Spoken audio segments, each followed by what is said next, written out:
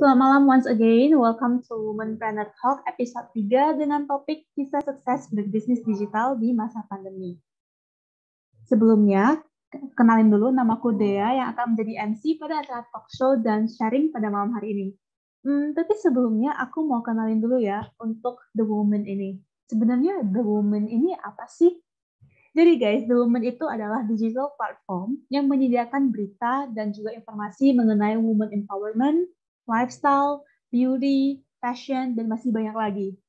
Maka dari itu, The Woman menyelenggarakan Womenpreneur Talk yang menjadi wadah bagi kalian semua untuk bisa sharing dengan narasumber kami, dan terutama pada malam hari ini, narasumber kami di talk show ini adalah seorang wanita muda yang sudah berhasil mengukir karirnya di dunia womenpreneur. Halo Kak Valeria, bagaimana kabarnya?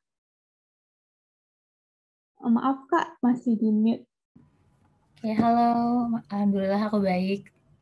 Oke, sebelum mulai talk show, mungkin aku perkenalkan Kak Valeria. Valeria Nisatama dulu yang merupakan founder dari Celosia Ethnic dan juga facilitator dari Womenpreneur Bandung.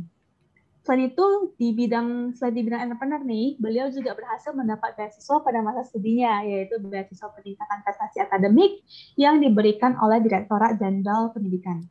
Tapi baru-baru ini ya guys, Celosia Ethnic juga menjadi top 20 local business berdasarkan dari data Kementerian Pariwisata dan Ekonomi Kreatif. Mungkin dari Kak Valeria mau bercerita lebih lanjut mengenai prestasinya, Kak? Kalau untuk dari Celosia Ethnic paling pernah juga masuk ke buku tentang kisah sukses 10 UMKM yang ditulis oleh PPI Dunia, Persatuan Pelajar Indonesia Dunia di Luar Negeri, yang disupport oleh Pak Sandiaga Uno dan Pak Teten Mas Duki. Wah, ternyata udah masuk di bukunya juga ya guys ya. Menarik sekali nih. Tentunya pasti orang tua bangga dong ya Kak dengan prestasi yang udah diukir oleh Kak Valeria. Amin, semoga demikian. By the way Kak, kalau boleh tahu sekarang kesibukannya ngapain aja nih ya? Apalagi kalau di pandemi kayak gini pasti ruang gerak lebih limited gitu. Nah, kalau untuk pandemi saat ini kesibukan aku isi webinar kayak gini, sama jadi fasilitator Woman Will. Woman Will itu dari Google, jadi kita mewadahi wanita-wanita Indonesia yang punya usaha untuk kayak kita kasih pelatihan mengenai digital marketing. Nah, kalau misalnya selain itu ya paling ini ngurusin Celosia Ethnic. Wah, ternyata part of Google movement juga ya Kak ya? Ya, betul. Oke. Nah, kalau aku sendiri sekarang juga ada mulai bisnis all shop kecil-kecilan ya, supaya mungkin bisa seperti Celosia Ethnic. Amin, pasti bisa. Amin. Oke, mungkin kita langsung mulai untuk bagian talk show-nya ya Kak. Kita mulai dari pertanyaan ringan dulu nih, tentang Celosia Ethnic. Menurut aku nama ini cukup unik sih ya Kak ya. Kira-kira ada cerita nggak di balik penamaan Celosia Ethnic ini sendiri? Celosia Ethnic ini awalnya tuh aku iseng ya nyari di Google pas mau bikin brand kayak nama-nama Latin kayak bunga gitu, terus nama Latin, terus ke di-tag aja tuh ada nama Latin Celosia, itu nama bunga gitu. Terus taman bunga sih sebenarnya banyak ya taman bunga Celosia. Nah, ternyata pas aku cek ke Dirjen Hak Paten Merek itu belum ada yang pakai Celosia Ethnic. Jadi akhirnya aku daftarin aja waktu tahun 2016. Jadi sekarang Celosia ini sudah punya hak paten merek gitu. Jadi aku berharap wanita Indonesia juga menyukai Celosia seperti wanita juga menyukai bunga-bunga gitu. Oke, ternyata udah jadi hak paten juga ya Kak ya berarti ya. Udah hak paten merek itu emang penting banget sih kalau hak paten merek. Biar produk kitanya nggak merek kita nggak diambil sama orang lain. Iya betul. Kemudian Kak, ini awal mula membangun usaha bisnis, kalau boleh tahu alasan Kakak masuk ke bisnis fashion itu sendiri itu karena apa tuh Kak? Nah, awalnya aku bikin bisnis fashion itu, jadi kan pas lulus kuliah itu nggak langsung kerja ya, emang aku pengen hobi marketing gitu. Aku jurusan ilmu ekonomi. Pas tahun 2014 itu aku ngejualin sepatu batik sama bahan batik. Nah, ternyata demand-nya itu bagus. Karena demand-nya bagus, akhirnya tahun 2016 aku bikin brand namanya Celosia Ethnic gitu. Kenapa awalnya milih fashion? Karena berkaca pada diri sendiri, kalau kita mau pergi ke undangan kan biasanya warna-warna batik itu kayak kolot ya, misalnya kayak pakai batik itu udah tua gitu. Nah, akhirnya aku coba bikin deh batik-batik yang warnanya lebih colorful biar generasi milenial tuh bisa pakai produk batik tanpa kayak malu-malu gitu. Oke. Berarti bisa dibilang part of melestarikan budaya Indonesia juga Iya ya. betul, melestarikan budaya Indonesia juga. Gitu. Oke.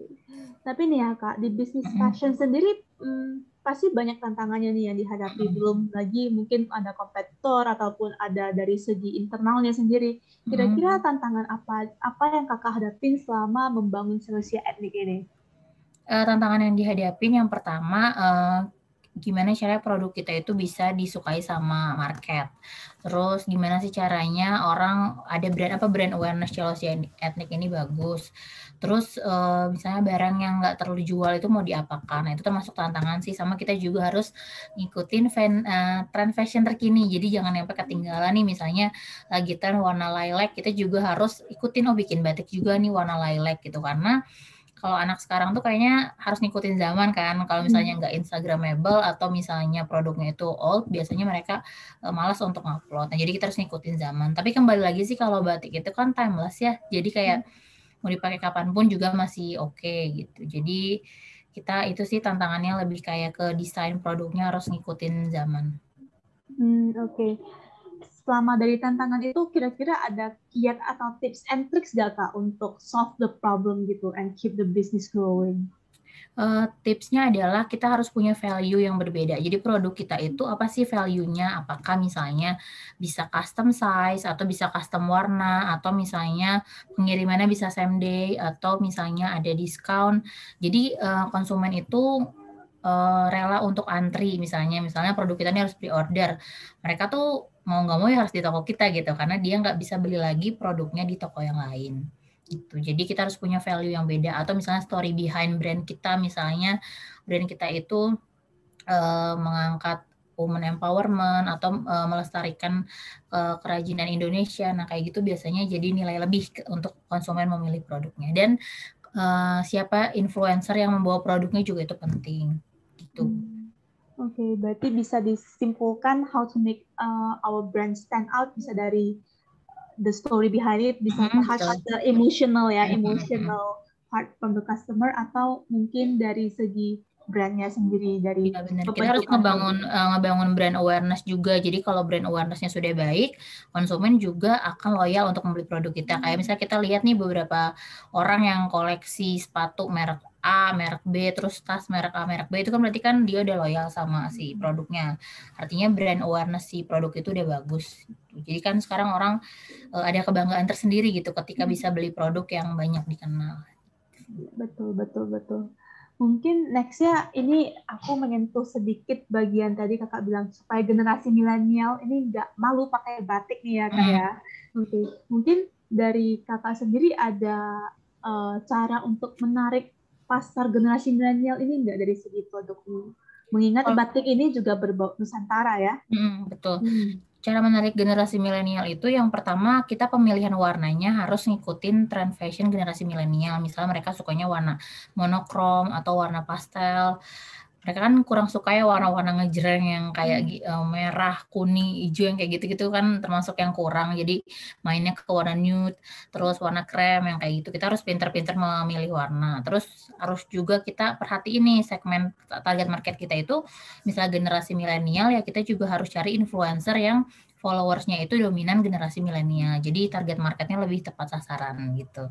Oke, berarti part marketing untuk influencer juga very important ya untuk brand awareness-nya. Yes, yes. Oke, I agree in that part. Kemudian dari kakak, dari segi penjualan platform nih untuk solusi etnik ini, platform apa aja yang kakak gunakan untuk berjualan sejauh ini? Platform yang digunakan buat Celsius sejauh ini ada Instagram, TikTok, sama Marketplace.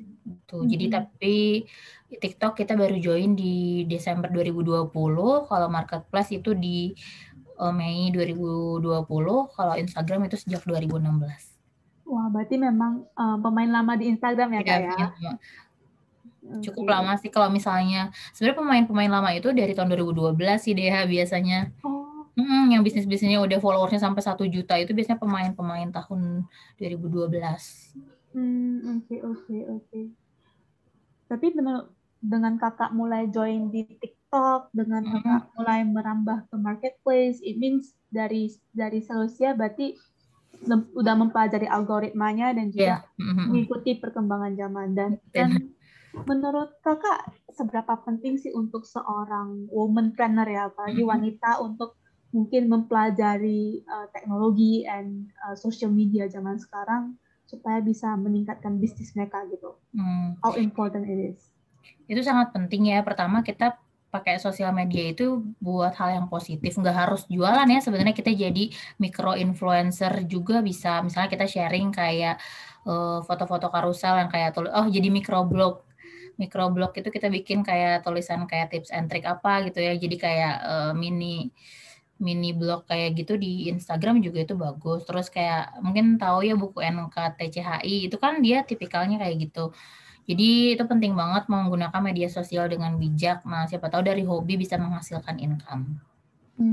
Iya, hobi that bisa come income itu benar make sense sih, dan juga give a benefit ataupun apa ya, kesenangan personal juga.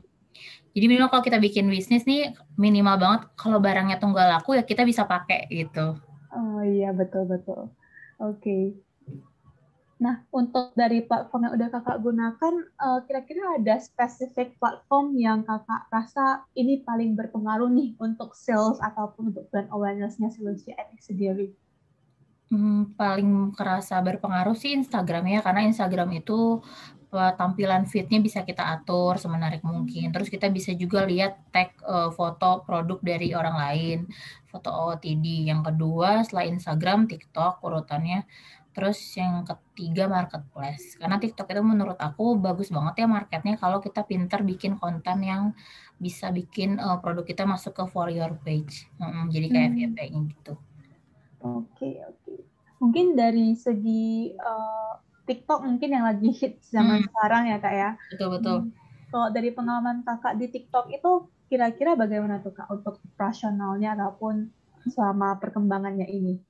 Nah, kalau TikTok itu, jadi video yang disukai di TikTok itu biasanya behind the scene, terus video packaging, atau video mix and match produk, atau outfit ideas. Nah, itu termasuk yang diminati di TikTok. Jadi kalau kita bisa bikin kayak gimana sih awal bisnis kita berdiri, atau ketika kita lagi packing, siapin dus, masukin produknya, terus masukin thank you card dan lain-lain, mereka senang nontonnya dan itu rata-rata bisa masuk for your page. Nah, aku udah pernah nyoba sih yang kayak gitu, atau bikin video review dari produk kita. Nah, itu juga bisa naikin awareness di TikTok. Okay.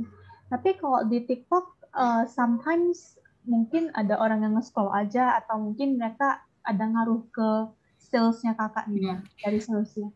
Kalau produk kita FYP pasti ngaruh sih ke ke sales. Aku kemarin kerasa pas FYP itu feedbacknya bagus ya, followers di Instagram nambah 1.000, di Shopee nambah 500-an sekitar gitu. Terus penjualan hampir tiap hari ada yang ngechat nanyain produk yang aku upload di TikTok itu. Jadi dengan modal koneksi internet dan konten yang oke aja, penjualannya dapat lah. Wah, berarti bisa jadi salah satu tips and tricks juga ya, konten yang estetik ataupun yang OOTD.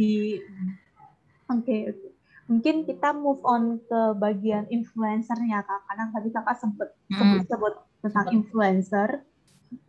Kira-kira dari segi influencer ini, Kakak ada tips and tricks on how to jadi lebih efektif gitu, dan mungkin payment yang dibayar itu jadi lebih worth it lah gitu.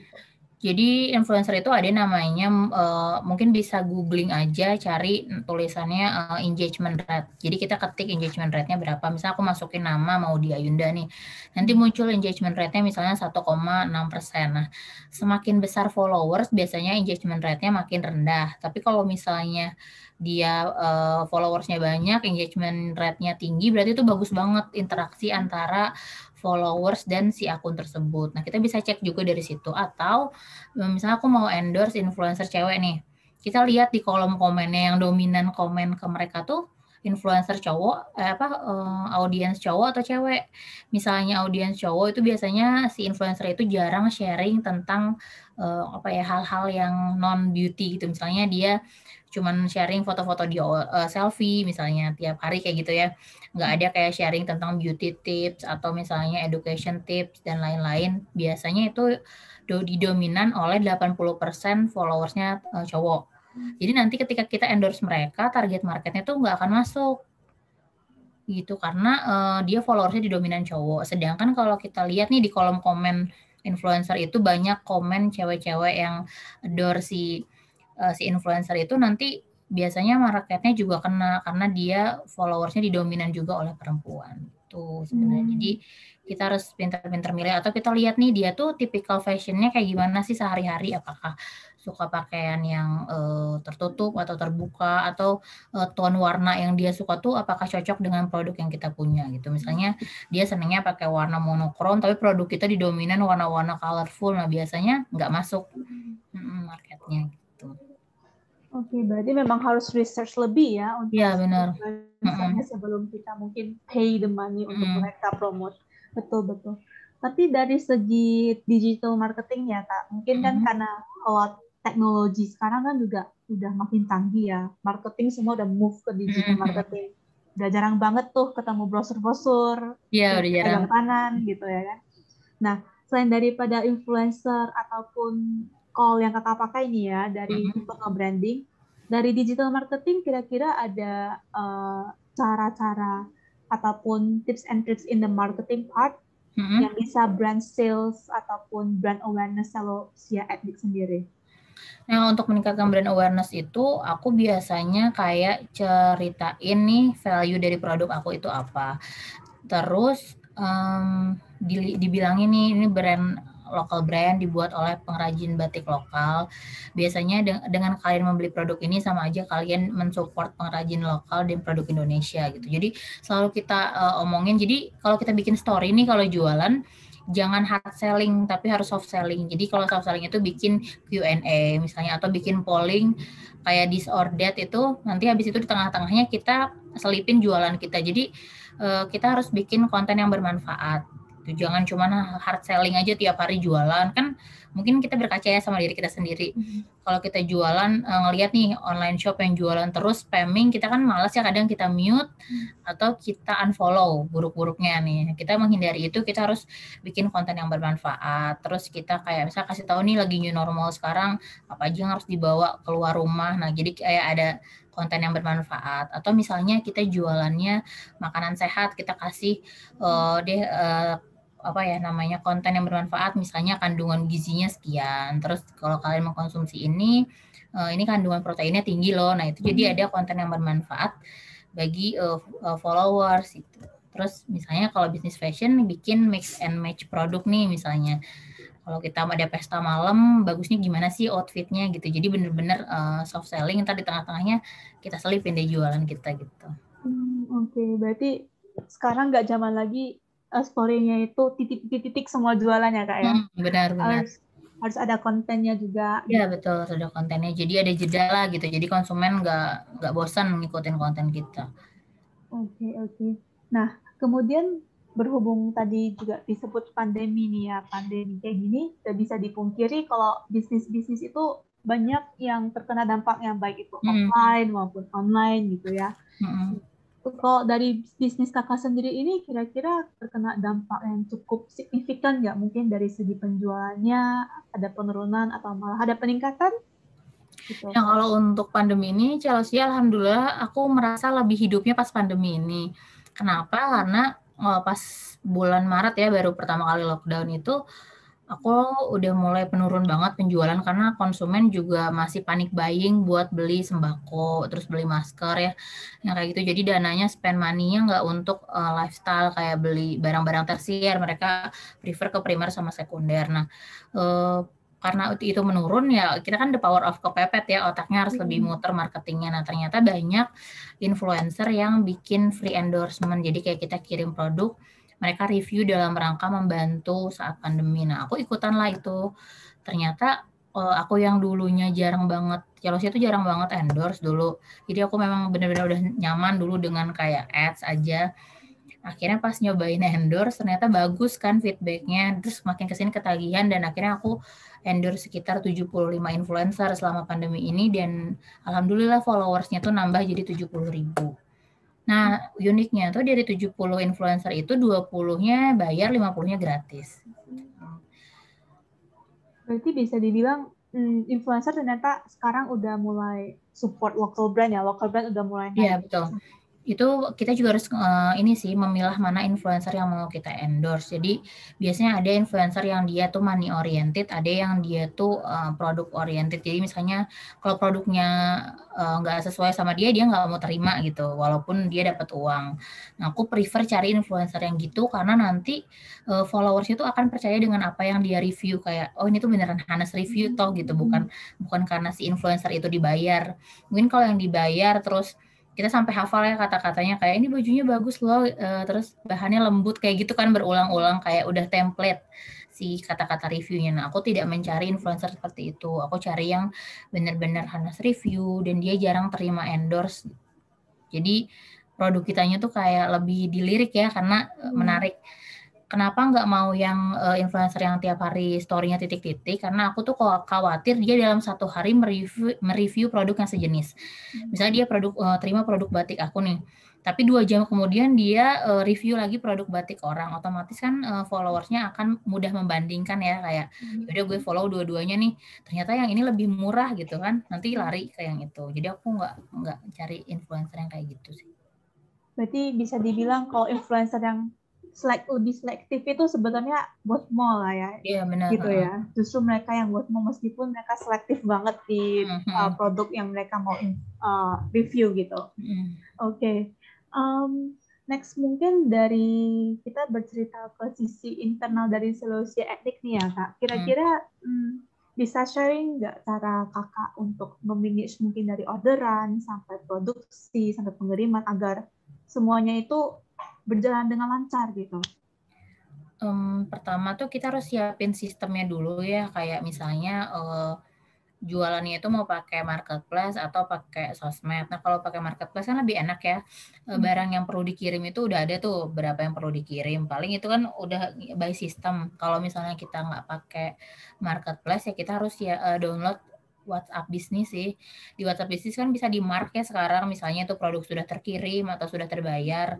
Nah, aku biasa pakai itu, terus pakai beberapa aplikasi yang free dari kayak Buka Warung yang kayak gitulah buat ngatur stok barang dan sebagainya. Nah, untuk penjualan itu agar terkirimnya lancar ya kita bikin rules ya sama konsumen, misalnya paket akan dikirim H+2 setelah transfer, terus resi bisa diminta misalnya H+4 setelah pengiriman gitu. Jadi konsumen juga udah tahu nih apa aja yang perlu mereka tanya atau yang nggak perlu mereka tanya. Oke, mungkin tadi udah cukup serius nih ya Kak. Coba kita dari segi Kakak pernah nggak dapat customer yang mungkin banyak maunya gitu, tanda kutip gitu? Oke. Nah, kalau itu pasti sering banget ditemukan ya. Jadi aku tuh pernah ada dulu anak SMA kayaknya, dia tuh chat, "Kak, di sini bisa ngutang nggak sih?" Katanya gitu ya. Terus aku bilang, "Nggak bisa, Mbak." Terus dia bilang, "Kamu jahat," gitu, tanda seru tanda seru. Sebenarnya dia tuh kayak masih anak-anak SMA gitu, bocah-bocah yang ngechat. Nah, kadang kan ini ya, tetap kita ladenin karena kan konsumen adalah raja gimana pun juga, tapi kan itu cukup menghabiskan waktu ya. Terus ada juga kayak konsumen yang nggak tahu jenis bahan misalnya, terus ada juga konsumen yang kayak, dia tuh udah kita jelasin detail banget, tapi dianya nggak baca. Nanti pas barangnya sampai ke mereka, mereka langsung kasih bintang 2 misalnya, padahal kan keterangannya sudah lengkap. Yang kayak gitu sih akan ada terus. Nah, kalau aku sih tipsnya itu kalau ada yang kasih komplain ya kita ladenin terus ya komplainnya seperti apa. Nanti juga kalau kita tunjukin kita udah ada buktinya nih misalnya, "Mbak kan di caption sudah ada keterangannya panjang tangan sekian." Nanti lama-lama juga mereka akan mengalah gitu. Yang penting jangan lari sih dari konsumen, after sale service-nya tuh harus kita asah terus. Jadi kalau di Celosia ini aku selalu ngajak silaturahim konsumen, misalnya nih aku mau ke Malaysia atau ke Singapura karena kan Celosia sudah kirim paket kan ke Singapura, Malaysia. Jadi misalnya aku ada keperluan nih ke Singapura atau Malaysia, nanti aku chat konsumen-konsumen aku di sana, adakah yang mau dibawain batik gitu. Jadi aku kayak hand carry lah just tip-nya Indonesia ke sana gitu. Mungkin dibawain sekitar 1-2 set aja yang cukup di cabin. Terus nanti di sana kan kita silaturahim, terus kita ngobrol. Jadi mereka kayak, oh ini loh ownernya gitu, produknya tuh ada, nggak cuma mereka kenal sama produk kita aja. Terus sempat juga kemarin aku tahun lalu ke Australia, di sana tuh ada konsumen kan, tapi orang Indonesia tinggal di sana.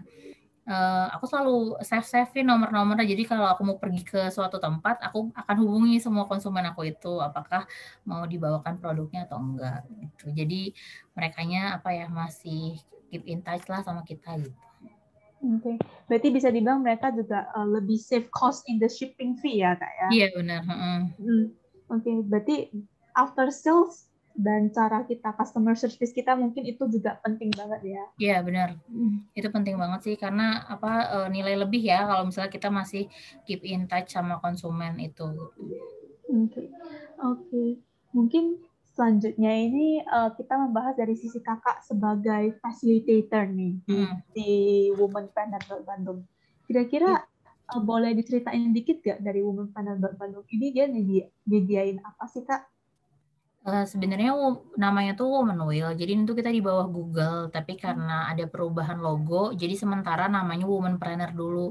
Jadi Womenpreneur ini adalah kumpulan fasilitator Woman Wheel dari Google yang suka ngisi kelas tiap Sabtu dan Minggu di Hotel Savoy Homan Bandung. Tapi karena lagi COVID, kita beralih ke YouTube sama ke Zoom gitu. Jadi kita memfasilitasi wanita-wanita pengusaha untuk ikut kelas gratis. Jadi Women Wheel ini programnya ada di 14 kota besar di Indonesia dan kelasnya selalu dilakukan secara gratis. Oke. Berarti memang bisa dibilang voluntary work ya kak ya? Kita volunteer. Oke, kira-kira apa yang memotivasi kakak untuk join this program as facilitator gitu? Aku tuh emang seneng ketemu orang baru. Jadi dari dulu pas kuliah nih di himpunan emang selalu jadi divisi eksternal yang tugasnya tuh jadi penghubung antara kampus dari Sabang sampai Merauke yang punya jurusan ilmu ekonomi pembangunan. Makanya pas ngeliat, jadi dulunya aku tuh awalnya masih jadi peserta nih dia. Jadi aku masih jadi peserta Women Wheel. 2 hari aku join jadi peserta ternyata oprek untuk fasilitator. Terus kita diwawancara, terus kasih CV. Terus kayak kita ada train to trainer namanya. Nanti yang lolos itu ya akan lanjut terus stepnya. Nanti kalau udah jadi trainer, kalau bagus lagi naik lagi levelnya jadi master trainer. Nah itu semua dilakukan trainernya di kantor Google di Jakarta. Oke, berarti memang udah passionnya kakak sendiri ya yang mau meet new people gitu. Oke. Bener, aku seneng juga sih sama sharing-sharing gitu. Kayak dulu juga pernah ada kan dulu Chelsea itu punya kurir ya. Ada kurir salah satu ekspedisi. Dia tuh karena lihat Chelsea sering ngirim, dia nanya ke aku gimana sih tips-tipsnya bisnis. Nah akhirnya aku suka sharing-sharing. Nah alhamdulillah sekarang dia tuh udah keluar jadi kurir dan udah punya toko baju sendiri. Tuh dan taraf ekonominya udah lebih meningkat daripada sebelumnya gitu. Iya.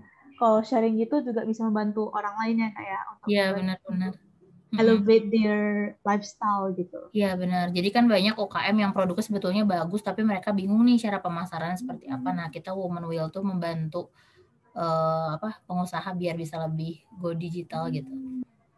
Ya betul. Oke, mungkin selama kakak nih ya jadi womanpreneur, kakak ada merasa tertantang atau ada tantangan sendiri untuk kakak ketika menyandang status itu nih kak, kan sekarang kakak bisa dibilang salah satu womanpreneur di Indonesia ya. Benar. Salah satunya apa ya? Kayak gimana, kayak kita tuh harus mempertanggungjawabkan karyawan yang jumlahnya cukup lumayan, terus kayak harus terus berkarya sih sebetulnya, harus berkarya, terus kayak tunjukin kayak kita tuh emang bener-bener bikin bisnis ini tuh bukan cuma untuk uang aja, tapi pengen ada social impact buat sekitar kita gitu sih sebetulnya tantangannya gitu sebagai womanpreneur. Oke. Mungkin untuk selanjutnya kita lebih membahas point of view nih ya dari kakak mengenai maybe some cases gitu. Nah, menurut kakak bagaimana nih perkembangan fashion di kalangan market kakak mungkin milenial, is it? Nah, kira-kira dari generasi milenial ini progress fashionnya itu udah kayak gimana sih? Nah, kalau progresnya tuh milenial udah menurut aku bagus ya. Mereka tuh termasuk fast fashion yang update-nya tuh sangat bagus. Terus karya-karyanya juga udah bagus. Cuman jadi yang kurangnya itu di Indonesia itu menurut aku adalah terlalu ngikutin yang lagi hit. Sebenarnya nggak ada salahnya kita beda sendiri gitu. Misalnya lagi tren motif apa kemarin tuh yang baju homeware itu kan kayak semua orang pakai motif yang sama kan.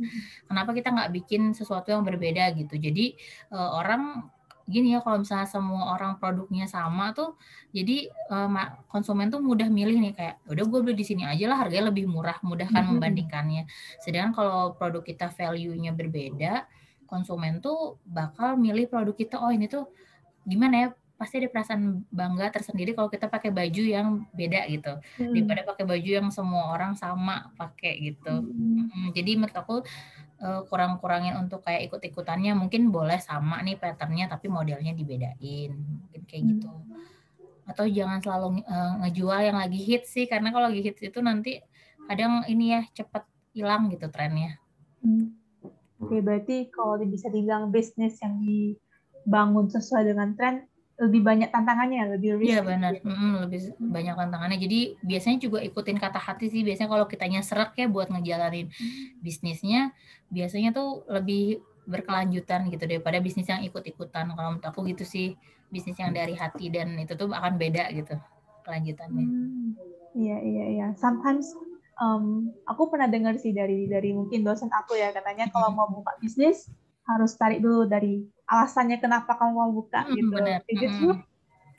Bener, kayak misalnya kita nih nggak dapat kerja, ya udah deh aku jadi pengusaha aja pakai yang dehnya gitu kan, ternyata nanti kita malas ya menjiwainya gitu. Beda sama yang panggilan hati, kalau feeling menurut aku sih kayak gitu kalau misalnya bisnis, karena nggak seenak yang dilihat sih kan. Kalau bisnis itu sebenarnya tantangannya banyak, kecuali nih sistemnya udah terbangun. Atau mungkin kita juga harus bangun yang unik. Aku pernah baca buku dari Seth Godin, dia tuh bilang nih ada suatu perumahan, dia tuh cara pemasarannya beda. Misalnya kita mau beli komplek nih, ambil properti, biasanya kita lihat ruang tamunya ada 1 nih, bedroomnya ada 4, biasanya cuma sekedar gitu kan, luas bangunan sekian. Nah dia tuh ada salah satu perumahan yang cara marketingnya tuh siapin 1 mobil di situ. Jadi nanti si orang yang mau udah bayar komplek itu tuh boleh bawa keluarganya buat kayak komplek tour gitu. Nanti si owner kompleknya tuh ngasih tahu, di blok A ini rumahnya Pak Budi loh, dia hobinya bercocok tanam, atau misalnya dia tuh karyawan BUMN atau dia dokter. Nanti geser lagi ke blok B, ini rumahnya Bu siapa, dia hobinya pelihara ngurus tanaman misalnya. Jadi itu dia ngasih experience yang berbeda. Jadi nanti konsumen tuh bangga gitu, ada nilai lebih dari si produk yang dijual. Berarti itu lebih ke trade marketing ya kak ya? Iya benar, lebih ke marketingnya. Nah kalau nggak salah Seth Godin juga memang basicnya in marketing ya. Ya oke. Nah mungkin move on ke bagian woman planner nih kak. Menurut kakak bagaimana progres woman planner yang udah ada di Indonesia? Progresnya ya? Mungkin dulunya belum banyak nih wanita yang berkarir, terus apakah sekarang seperti apa begitu? Nah dulu tuh termasuk belum banyak ya, mungkin karena dulu belum banyak bisnis online ya nggak sih, karena dulu tuh kayak orang yang nggak bisa pergi kerja keluar rumah, ya udah dia diam di rumah jadi ibu rumah tangga misalnya. Tapi kan sekarang banyak banget bisnis yang dihasilkan dari rumah, asal bermodalkan gadget terus koneksi internet, mereka bisa kerja di rumah sambil ngurus anak. Jadi aku juga sempat ada waktu itu toko bunga, apa yang namanya Floris kalau nggak salah, dia tuh bikin kayak marketplace tapi khusus untuk mengumpulkan pengrajin-pengrajin bunga. Jadi kalau ada orang yang mau order bunga tuh lewat marketplace dia, tapi itu membuka lapangan kerja buat orang-orang yang pengrajin-pengrajin bunga gitu. Yang hobi bercocok tanam bunga, terus mau bikin floris, nah bisa lewat situ. Nah itu salah satu pekerjaan yang bisa dia lakukan juga dari rumah sambil mengurus anak. Jadi menurut aku makin banyak banget ya sekarang CEO perempuan womanpreneur karena semuanya udah bisa dilakukan dari rumah. Terus bisa juga nih kalau kita lagi ada kegiatan di luar rumah selama bawa gadget dan terkoneksi dengan internet itu udah bisa lah kita langsung kerja. Soalnya Chelsea juga ada kan aku reseller di Singapura, orang Indonesia kuliah di Singapura. Dia kan nggak perlu nih harus pulang ke Indonesia untuk packing barang, untuk QC, untuk apa namanya bayar dan lain-lain. Dia kan cukup dari Singapura dia upload produk, dikirimnya dari kita gitu. Kita dropshipping produk mereka, pesanan mereka gitu. Iya, ternyata begitu juga ya Kak ya. Oke. Mungkin next last section ya, mungkin kita lebih nanya ke personalnya Kak Valeria. Kira-kira ada motivasi ataupun pegangan prinsip yang Kakak pegang agar bisa tetap strive di Seleucia Etnik ini? Kalau aku sih prinsipnya gini ya, kayak gimana sih tujuan kita nih? Tujuannya kan ingin memberdayakan wanita, terus membuka lapangan kerja. Itu aja sih yang dipegang. Jadi nanti juga hati kecil kitanya itu akan tergerak, misalnya lagi ogah-ogahan nih penjualan menurun, nanti kita harus lihat di balik kita tuh nanti akan ada yang ikut dikorbankan juga gitu. Makanya kenapa tergantung niat sih, kayak remember why you started gitu. Kita kenapa sih mau bikin ini tuh kenapa gitu. Biasanya nanti akan continue. Mungkin mudah ya, kayak ya udah sih kalau kita udahan bayar aja pesangon bye gitu ya karyawan, tapi kan nggak mudah itu gitu. Jadi adalah pasti hati kecil kita juga untuk mensejahterakan karyawan-karyawan.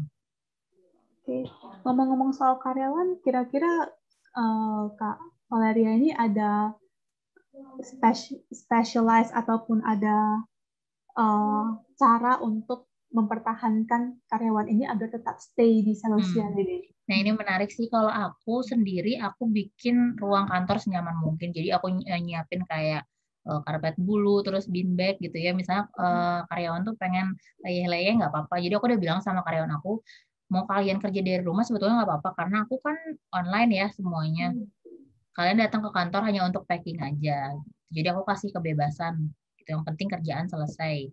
Tuh, jadi mereka nggak harus kayak diem duduk di meja depan laptop, nggak, mau sambil tidur-tiduran di bean bag boleh, mau sambil leyeh-leyeh selonjoran itu boleh. Jadi senyaman mungkin sih. Terus kalau ada tanggal merah ya aku liburin. Tuh, terus jatah cuti juga ya pokoknya sebisa mungkin lah kita tempatkan diri kalau kita jadi karyawan pengennya diperlakukan seperti apa sih, nah kita perlakukan juga ke karyawan. Terus aku suka ngadain jalan-jalan rutin kayak sebulan sekali gitu kan, biasa anak milenial tuh senengnya jalan-jalan, jadi aku ajak jalan-jalan atau kita nge-mall atau kita shopping bareng. Aku buat kayak gitu sih jadi biar nyaman. Berarti memang kalau bisa dibilang kalau karyawannya milenial, mungkin kita sekarang lebih fokus untuk flexibility ya di pekerjaan ya. Karena aku pernah baca nih milenial tuh bisa 5-10 kali pindah kerja. Bisa 5-10 kali pindah kerja. Nah, kita gimana caranya biar mereka tetap mau stay di kita gitu. Apalagi mereka kan udah bisa jadi CEO sendiri misalnya ya. Jadi sebisa mungkin kita harus bikin mereka nyaman. Iya, betul. Banyak juga sekarang CEO dan anak-anak muda yang udah sukses juga ya Kak ya. Benar. Dari segi manapun, mau in the business or other sectors. Kemarin tuh sempat ada yang menarik waktu aku jadi top 20 di Modest Fund yang dari Kemenparekraf itu, ada salah satu brand yang dia tuh memberdayakan karyawannya untuk kesejahteraan kayak buruh gitu loh. Jadi dia tuh tiap sudah 3 tahun karyawannya kerja di dia suruh keluar dan dia suruh bikin bisnis. Tapi bikin bisnis yang bisa kolaborasi sama brand dia. Misalnya kamu keluar nanti kamu bikin konveksi. Nanti saya bakal jahit ke kamu gitu. Jadi dia pengen meningkatkan taraf hidup karyawan-karyawannya setiap 3 tahun. Okay, it's interesting. Iya. Jadi dia ya nggak mungkin lah orang akan ninggalin dia gitu karena dia udah kasih kesempatan yang baik, bahkan income-nya juga dinaikkan, nah malah jadi partnernya dia gitu. Ya berarti kayak giving mereka juga platform untuk become a business person juga ya. Iya, betul. Oke. Gak kerasa ini udah waktunya mungkin di penghujung acara ya Kak. Mungkin last but not least, kira-kira Kakak ada pesan-pesan apa nih mungkin untuk para wanita agar bisa berkarya terus mungkin di tengah pandemi, dan kira-kira mindset apa sih yang seharusnya kita miliki ya untuk bisa strive di masa digital ini? Nah, kalau dari aku sendiri, mungkin kita tuh jangan pernah lelah untuk berproses. Jadi, misalnya kayak kita lihat nih beberapa brand ternama kayak Starbucks yang kayak gitu, kalau boleh disebut, mereka itu baru tumbuh itu setelah 20 tahun berdiri. Terus kayak KFC, ownernya baru ada umur 62 tahun ya dia baru mendirikannya. Jadi kayak kita masih muda, why not gitu untuk bisa berkembang. Apalagi misalnya baru bikin bisnis 1 minggu, jangan langsung mundur nih kalau belum profitable. Nah, aku aja Chelsea baru 3 tahun, baru 3 tahun aku baru merasakan ada penjualan yang oke banget gitu. Di 2016 ke 2018 tuh biasa aja.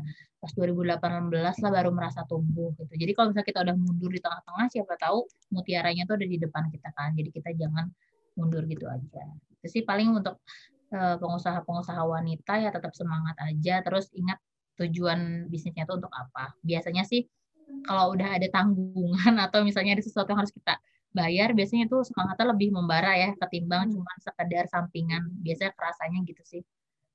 Oke, berarti bisa dibilang benar-benar butuh proses ya untuk sebuah bisnis itu berkembang. Gak bisa instan kayak besoknya udah mau cuan 1M gitu, gak bisa. Jadi uniknya tuh kalau boleh cerita 2018 itu kebetulan aku lagi handle Line ada yang order lewat Line, kebetulan bukan admin yang handle. Mungkin akan beda nih ya ceritanya kalau akan admin yang handle. Jadi waktu itu ada yang lain, salah satu influencer di Bandung yang followersnya udah 600.000, dia tuh mau order untuk ke acara kondangan hari Sabtunya. Terus aku kayak familiar nih sama ini nama. Akhirnya aku make sure-nya dengan cara ya udah aku terima aja dia order. Kan dia kirim format order nih, nama, alamat, nomor handphone. Aku takutnya ada lain tapi pakai nama dia, sering kan yang kayak gitu. Ternyata aku makin yakin ketika dia udah transfer, oh namanya si Kak NG nih. Terus si Kak NG ini order, aku make sure lagi ini Kak NG ya. Terus dia bilang, iya Mbak betul. Nah, akhirnya dari situ aku refund uang yang udah dia transfer. Jadi aku kasih free dan ternyata dia baik, dia promosiin di Instastory-nya dan itu followers aku nambah 5.000. Langsung di situ pas tahun 2018. Nah, dari situlah kayak pintu rezekinya terbuka luas tuh. Jadi kayak tiap hari ada yang order, bahkan sampai H+2 bulan dia posting masih ada yang nanya, Kak, baju yang dipakai KNG ini masih ada nggak sih? Nah, kadang semangatnya tuh beda gitu pas kita udah dapat orderan yang banyak. Dari yang aku biasanya hafal nih, hari ini yang order cuman namanya Siti sama Sani misalnya. Dari yang hafal sampai yang jadi nggak hafal gitu. Karena udah banyaknya, alhamdulillah.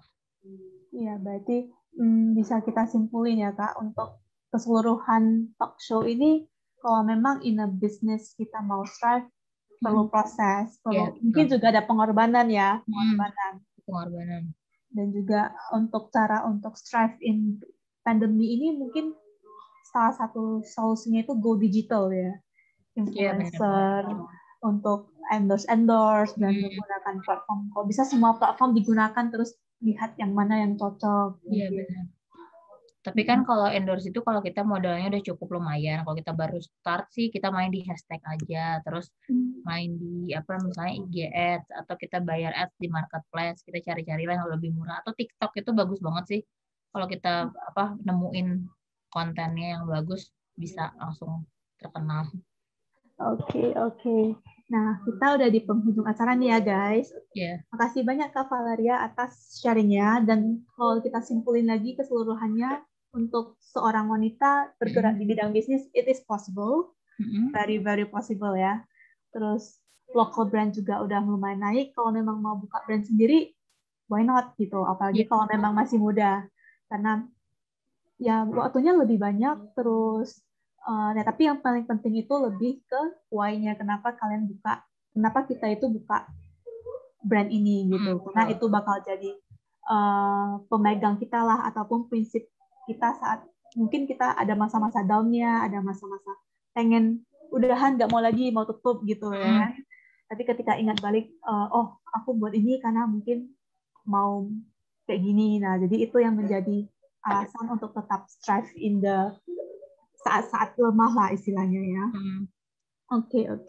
Nah, mungkin dari Kak Valeria, last but not least, mau sharing untuk account Celosia Ethnicnya ini. Siapa tahu mungkin ada yang tertarik ini mau beli baju-baju batik gitu dari Celosia Ethnic.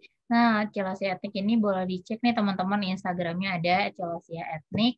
Terus kalau lihat katalognya @celosiaethnic.catalog. Oke, nah untuk teman-teman boleh coba dicek ya. Pastinya untuk produknya itu simple. Aku udah cek itu produk-produk batiknya simple but wearable untuk kapan aja nih? Iya. Mau untuk kondangan ataupun semi formal acara juga bisa ya Kak ya. Iya, bener banget. Oke, dan it will be the end of our Women Planner Talk kali ini. Terima kasih semuanya yang udah hadir. Terima kasih Kak Valeria udah menyempatkan waktunya untuk sharing dengan kami. See you in the next episode. Selamat malam and bye-bye. Terima kasih teman-teman yang udah hadir. Terima kasih. Kalau misalnya ada pertanyaan, boleh banget untuk DM aku di Instagram. Boleh banget. Instagramnya di mana tuh Kak? @valerianisatama. Oke, thank you everyone.